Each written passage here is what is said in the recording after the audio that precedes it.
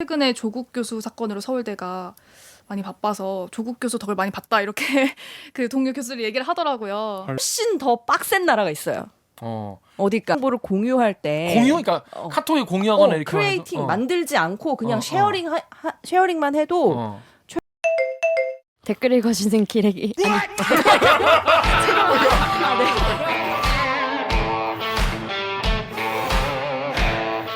아, 무슨 댓글 힘든데 읽어주는 이렇게 기자들. 찔렀네. 기레기 아닙니다. 지금 여러분은 본격 KBS 소통방송 댓글 읽어주는 기자들을 듣고 계십니다.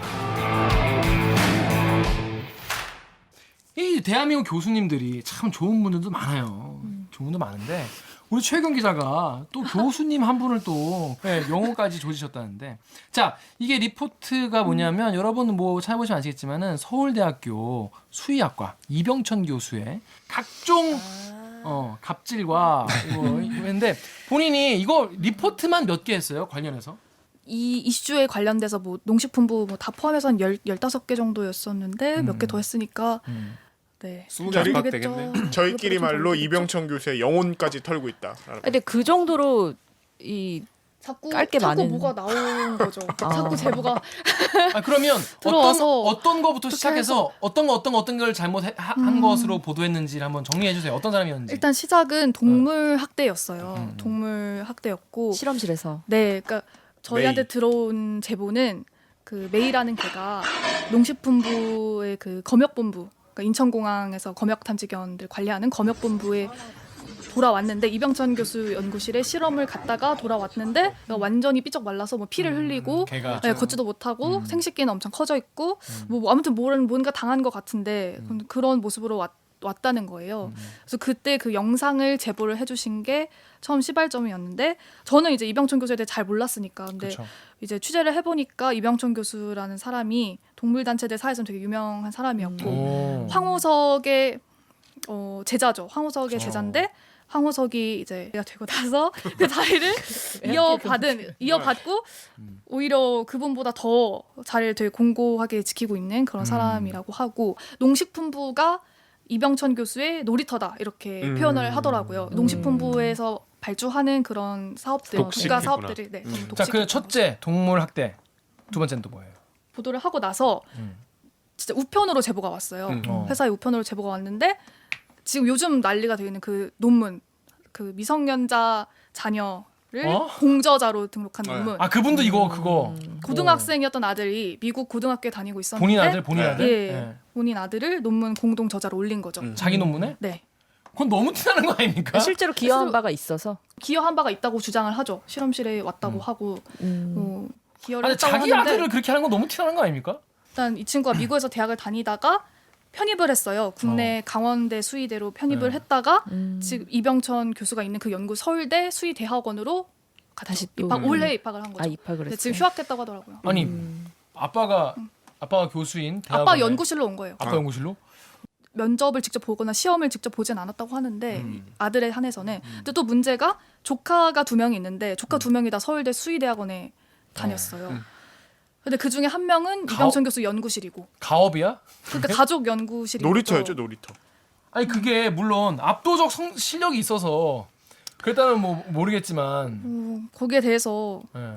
압도적 실력이 있다 없다 제가 뭐 그쵸. 말을 할 수는 없지만 근데 합리적인 의심을 네, 할 수 이상하다. 있는 네, 그런 부분이죠.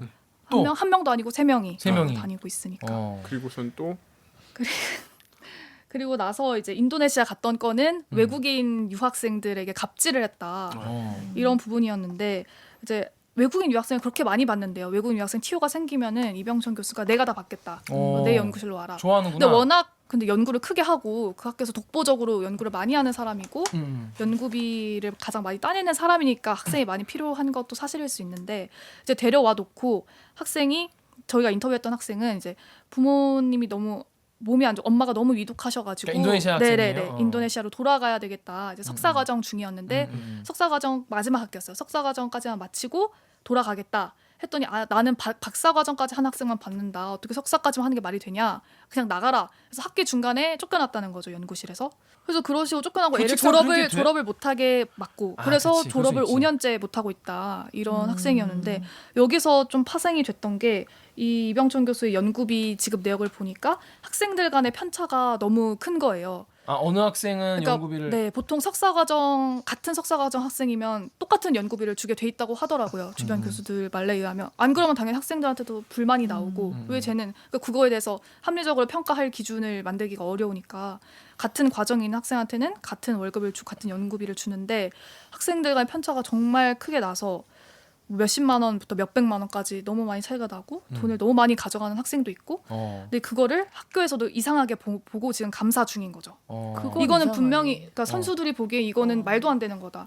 그 되게 한두 달마다 막 연구비를 바꿔요. 참여율을 변경해서 연구비를 뭐 예를 들면 뭐 이번 달에는 20만 원 줬다가 다음 달에 뭐 120만 원 주고 그 다음 달에 뭐 70만 원 주고 이런 식으로 계속 바뀌는 거예요. 근데 그 자체가 말이 안 된다고 보는 거죠. 그래서 이게 크게 네 가지. 또 있나요? 그렇습니다. 네이버에 JIHY 땡땡땡님이 동물 학대하고 온갖 불필요한 실험한 것도 모자라서 교수라는 작자가 어마어마한 자금 만지면서 온갖 비리를 저질러? 에라 이병천 교수직 박탈해라. 서울대는 대체 뭐하는 곳이냐. 조사 제대로 해라. 제 식구 감싸주게 하지 마라 하셨습니다. 라고 하셨는데 서울대는 대체 뭐 하는 곳이냐 궁금한 거예요. 서울대.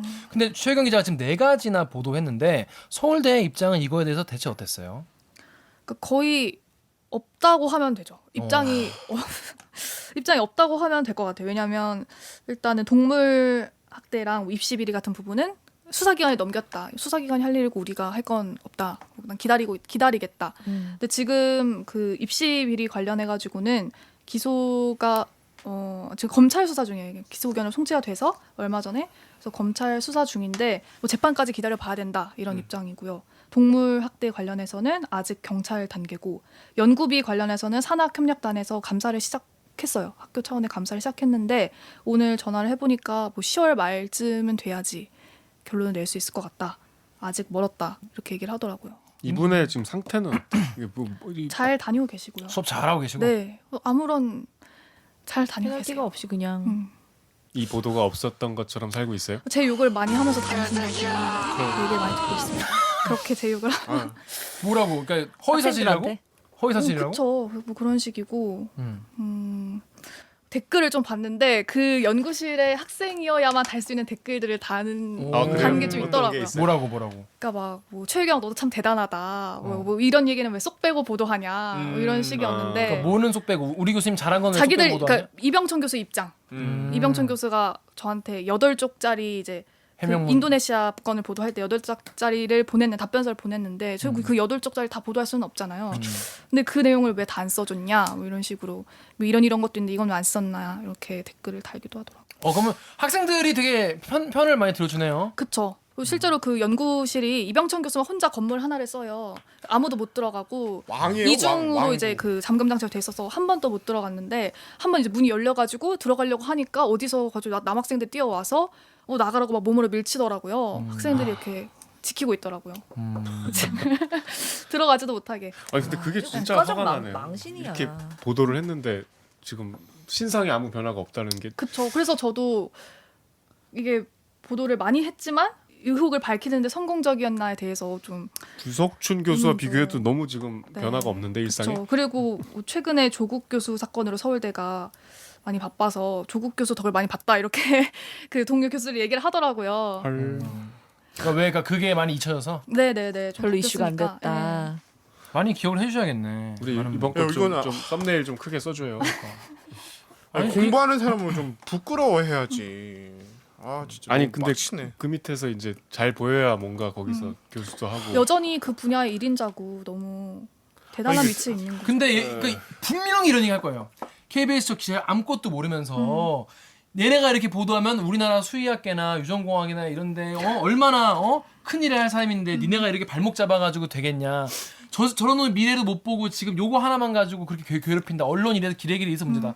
아마 분명히 그런 얘기 할 거라고. 저도 이병천 교수 MBC를 하러 갈 때 막 부담이더라고요. 그리고 실제로 저한테도 뭐 해명 그 자료를 보낼 때도 항상 일단 제가 뭐 제도를 설명해 드리겠습니다. 뭐 시스템을 일단 말씀드리죠. 뭐 이런 식이었어요. 그러니까 뭐 너가 잘 모르는 것 같은데 이건 원래 이런 거다. 이런 식의 해명을 굉장히 많이 하시기도 했고. 인도네시아 그 값이 어떻게 됐어요? 그거는 그냥 아예 그냥 무시하는 거죠, 그거는. 그렇죠. 무시하는 거고 지금 학생이 여기 한국에 없기도 하고. 그러니까 얼마나 본인이 봤을 때 약자예요, 사실. 아무것도 아니잖아, 자기 입장에서는. 근데 서울대 측에 제가 이 취재를 하기 전에 여러 번 질의를 보냈는데 사실을 파악하려는 노력을 아예 하질 않았어요. 그러니까 뭐 적어도 학생이 한국에 없더라도 뭐 메일을 보낸다거나 전화를 한다거나 뭐 컨택을 해볼 시도는 할 수 있는 무시하는 거였는데 거예요. 아예 무시를 하다가 보도 이후에 이제 메일을 보냈다고 하더라고요.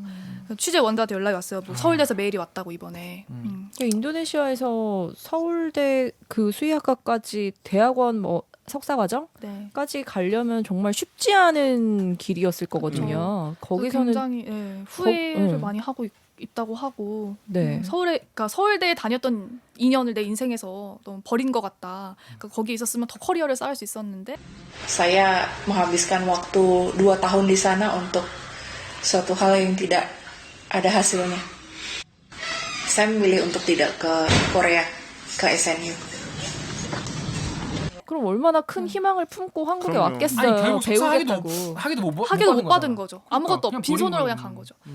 돌아간 근데 거죠. 그 배우겠다고 온 사람들한테 학생들한테 그 배움의 장에서 영비 이런 가지고 학생이- 장난치고 했다는 거 아니에요. 확인한 것만 4명? 외국인 쫓아낸 외국인 학생이 확인한 것만 4명. 아무튼 이건 앞으로 계속 취재를 할 일이 있나요? 아니면 뭐 아니 어때요? 이거는 최유경 기자가 끝까지 사명감을 갖고 정말로 해야죠. 이병천 교수의 신상의 변화가 있을 때까지 취재를 그렇죠. 계속 하셔야겠는데. 교육부에서도 감사를 하고 있는데 다음 주에 결과를 발표한다고. 아니 팔짱 끼고 있는 하네요. 서울대 한번 해요. 아 근데 왜 총을 쏴요 후배한테? 뭐 하라 말아야 돼. 아니 하면 안 돼요? 아무튼 최영 기자 앞으로 요쪽 특히 교수 쪽으로 좀 특화된 것 같으니까 앞으로 좀 교수 요쪽 교수 킬러로. 저는 유석춘 교수 취재를 주말 근무하다가 그냥 하다가 한 줄 알았는데 취재를 굉장히 꼼꼼하고 깊이 했네요. 관심이 가더라고요. 저도 이 사람이 어떤 사람인지 궁금하기도 하고 학생들이 어떻게 생각하나. 이 교수는 어떤 네. 교수인지. 자네도 교수인가? 새로운 유형의 교수. 그러니까 너무 황당하니까 이제 알아보게 됐죠. 그렇습니다. 최 기자 오늘 우리 대들기 그동안 지금 뭐 두 번 출연이었는데 이 정식 번, 출연은 이제 한 처음인데 근데 오늘 어때? 소감이 어떠셨는지 한 말씀. 일단 제가 나름 애청자인데요. 정말. 정말. 아니, 저 근데 이제 진짜로 경선한테 여러 번 애청자예요. 말했. 네. 저 정말 열심히 보고 주말에 막 봅니다. 재밌어요? 네, 재밌게 보고 있고. 근데 저는 이게 일반 시청자랑 좀 다른 입장에서 그냥 다른 선배들, 다른 기자들은 취재를 어떻게 하시나 그게 궁금해서 많이 보게 되는 것 같아요. 근데 취재 그걸 기법 이제 같은 거. 물어볼 수가 없잖아요. 뭐 그치, 이 리포트 어떻게 하셨어요? 어, 이렇게 맞아, 물어볼 맞아. 수가 없으니까 그걸 보면서 이렇게 하셨구나 배워가고 있습니다. 앞으로도 이 다양한 취재 기법 많이 소개해 드리겠습니다. 기자들이 꽁트를 한 편 선보인다고 합니다. 제목은 10년 후 대들기가 KBS를 장악한다면인데요. 한번 만나보시겠습니다. 때는 바야흐로 2029년 댓글 읽어주는 기자들이 100만 구독자들과 함께 언론 적폐들을 상대로 벌인 전쟁에서 압도적 승리를 거둔 지 1년. 그 전리품으로 얻어낸 언론 신뢰도 증진법, 이른바 기레기 퇴출법이 시행된 지도 1년이 지났고 이 법의 제정으로 인해 압도적 인기와 화제성으로 지상파 평일 저녁 9시에 편성됐다.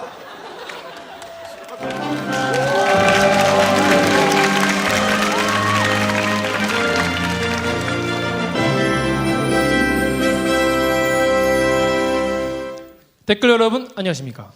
9월 4일 9시 댓글 읽어주는 기자들 시작하겠습니다. 오늘 특집이에요. 갑자기. 네, 특집인데 뭐냐면 언론 신뢰도 증진법, 이른바 기레기 퇴출법이라 불리죠. 네. 이 기퇴법이 시행한 지 1년이 되는 날입니다. 그런데 이게 첫 번째로 퇴출된 언론사가 나왔다. 그래가지고 저희가 오늘 특집으로 마련했습니다. 이 자리에 그 댓글 분석 부장 정윤욱 부장 나와 있습니다. 정 부장. 네, 댓글 분석부의 작성중 부장입니다. 네. 지금 별명을 10년째 고르지 못하고 있네요. 네, 1년에 오보 3개를 내면 기자를 업무에서 배제하고 1년에 10개 이상 오보를 생산한 언론사는 퇴출하는 걸 골자로 하는 기레기 퇴치법이 시행된 지 1년이 지났습니다. 그동안 기자가 업무에서 배제된 적은 있었는데 언론사 퇴출은 처음이죠? 네, 정 기자? 처음이죠. 아주 처음입니다. 괜찮지 않습니까? 이런 법? 네. 네, 첫 기퇴법 처음으로 이제 제안을 하고 이제 밀어가자 그런 여론을 조사한 게 사실 우리 KBS 아니겠습니까? 네, 그렇습니다. 저희의 이런 제안에 처음에는 뭐 언론 탄압이다 뭐다 이렇게 말이 많았지만 그동안 뭐 기자들이 한 짓을 돌이켜 봐야 한다는 그런 여론의 지지가 결국엔 이런 법 제정까지 이어졌습니다. 저기 하얀 티 입으신 남성분. 네. 먼저 방송 진짜 너무 잘 듣고 있고 감사하게 잘 듣고 있고요. 그 아까 꽁트에서 하셨던 얘기인데 기레기 퇴출법 얘기를 하셨잖아요. 이런 거에 대해서 이제 실제 기자들 사이에서 그런 것에 대한 논의가 있는지 그리고 해외 실제 사례까지 해외 실제 이런 해외? 비슷한 법이 해외 있는지 한번 실제요? 알고 싶습니다. 감사합니다. 해외에 있는지 여쭤보셨는데 해외는 제가 취재를 안 해봐가지고 다음은 팩트 체크 한번 불화사를 그러시죠. 날려보도록 하겠습니다. 공개 방송 때 음. 그 저희가 꽁트를 하나 했잖아요. 그렇죠. 막 말도 안 되는 꽁트를. 그렇죠. 근데 거기에서 우리가 10년 뒤였나요? 10년 뒤? 10년 뒤. 기레기 퇴치법이 뭐 생긴다. 그래서 기자들이 뭐 위험할 수 있다. 뭐 이런 그러니까 기레기 짓을 하면 위험할 수 있다. 뭐 이런 건데 어떤 분이 이제 질문을 주셨어요. 맞아요. 실제로 이런 법이 뭐 다른 나라의 어딘가에 있느냐, 기레기 퇴치법이라는 게 있느냐. 그래서 제가 그때 팩트 체크를 한번 해드리겠다. 맞아요, 다음 맞아요. 그런 방송에서 멘트 있었죠. 네, 그렇게 말씀드렸었는데 네. 했죠. 약속을 지키려고. 제가 이렇게 해외 사이트 막 뒤져보고. 시청자와의 약속을. 근데 기레기 퇴치법이라는 게 영어로 뭔지 잘 모르겠는 거예요. 그렇지. 그래서 뭐 트래시 그 저널리스트. 뭐 이런 페이크 뉴스를 했을 페이크 때 뉴스 뭐 했을 미디어들한테 페널티가 어떤 게 있는지 뭐 이렇게 해가지고 연관 검색을 해서 검색을 해봤더니 있더라고요. 거. 있어. 네. 어. 그래서 몇 군데를 좀 찾아봤어요. 말씀을 대표적인 해드리려고. 사례를 좀 소개를 해줘봐. 대표적인 사례는 뭐 싱가포르, 중국, 프랑스, 러시아 이런 데가 있는데 중국 왠지 뭐 무섭다. 중국은 이게 보니까 경제적 사회적 질서에 영향을 줄 수 있는 루머를 만들거나 유포를 할 때 그 정부에서 개입해서 그거를 삭제하도록 할 수 있고, 그러니까 삭제하도록 경고를 할 수 있고, 그거를 조치를 안 하면 바로 삭제를 할 수가 있어요. 그리고 얘네들이 최근에 뭘 개발했냐면 자동으로 루머를 판별하는 AI 어플을 개발해가지고. 그거 이미 있네? 깁하고? 이게 나름 그거였지. 팩트 체킹을 한 다음에 쓴 대본이었네. 자 그런데 지금 그러면 어떻게 이렇게 빠른 팩트 체크가 가능한지 10분이면 정말 미친 속도 아닙니까? 저희가 이번에 그 새롭게 도입한 슈퍼컴퓨터 기사를 파는 알파고, 기파고를 도입했기 때문인데요. 역시 기자보다 컴퓨터가 낫다. 네. 의심스러운 뉴스를 입력하면 이 팩트인지 아닌지 진위 여부를 바로바로 그 기파고가 정리해서 보여주고 있습니다. 결국 기자들은 그래서 그 어플을 개발을 했다고 그러더라고요. 어떤 허위 정보가 많이 이제 그 검색이 되고 뭐 그렇게 해서 정보가 누적이 되면 자동으로 이게 사실인지 아닌지를 판별을 해주는 것 같아요. 좀 믿겨지지 않아. 짱인데? 네. 짱인데 그런 게 있고. 이미 깁하고 있단 말이야. 근데. 그리고 프랑스에서는 선거 기간 동안에 가짜 뉴스를 유포를 금지하는 그리고 유포 그걸 이제 폐지가 가능하도록 하는 그런 게 있고요. 폐지가 뭘 폐지? 그러니까 그런 허위 정보가 올라와 있는 사이트 사이트를, 이거를 없애도록 할 수 있는 게 가능하고, 그다음에 러시아 같은 경우에는 박스다. 빡셀 것 같잖아요. 러시아는 대다수의 국민들의 인식이 정말 어떤 페널티를 강하게 줘야 된다라는 게 있대요. 가짜 뉴스 유포에 대해서. 역시 불공정. 네. 빡세다. 그래서 부정확한 정보를 제공하면 일단 경고를 해서 정부가 차단을 할 수 있고, 허위 정보를 유포를 했을 때 최대 6,000달러의 벌금을 부과한다고 합니다. 6,000달러? 네. 근데 이거보다 훨씬 더 빡센 나라가 있어요. 어딜까? 싱가포르? 형사처벌의 정말 꽃 싱가포르인데 싱가포르는 보니까 거짓 정보를 공유할 때 그러니까 카톡에 공유하거나 이렇게 크리에이팅 만들지 않고 그냥 쉐어링만 해도 최대 징역 5년, 징역 5년, 벌금 37,000불이 부과될 수 있어요. 빡세다. 진짜 세다. 그리고 37,000불이면 우리나라 돈으로 4천만 원 정도. 그치. 우와. 그리고 이것뿐만 아니라 여기서 만약에 가짜 계정 있잖아요. 가짜 계정을 운영해서 그 거짓 정보를 쉐어링하거나 아니면 봇 같은 거 있잖아요. 막 빨리 막 응. 커지게 하려고 응, 하는 응. 사용하는 봇을 사용해서 공유를 하면 더 빡세. 74,000달러 벌금에 최대 10년 징역. 10년이요? 네.